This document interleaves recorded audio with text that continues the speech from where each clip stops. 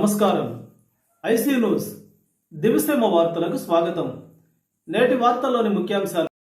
కూడా ఒక 50 మందికి ఇస్తున్నారు. కనుక 27 మంది లబ్ధిదారులకి ఈ కోటకి ఇవ్వడం జరుగుతుంది. అది తీసుకుని ఈ తుఫాన్ని వచ్చినటువంటి విపత్తుని కొంతమేర సహాయపడదామని ప్రభుత్వం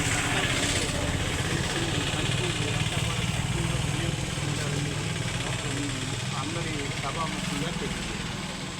నా పేరు శ్రీనివాసరావు. నేను యానాది మహానాడు జిల్లా అధ్యక్షుడిని.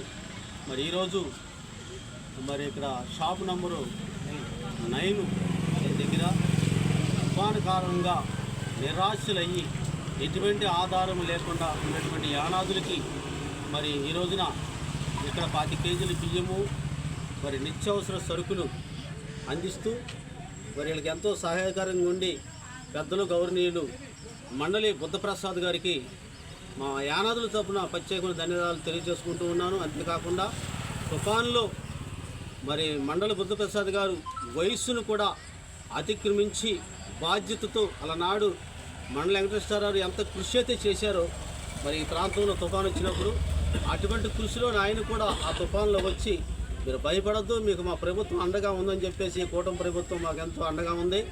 అంతే మాత్రం కాకుండా ఈ 9 నెంబర్వే కాకోకుండా ఇంకా పరిసర ప్రాంతాల్లో ఉన్న షాపులన్నింటిలో మా యానాదులకి ఉచిత బియ్యం అందుతున్నాయి. అందుని బట్టి కూటమి ప్రభుత్వానికి మండలి బుద్ధప్రసాద్ గారికి, బాలశౌరి గారికి, పవన్ కళ్యాణ్ గారికి ప్రత్యేకమైన ధన్యవాదాలు తెలుపుకుంటున్నాను.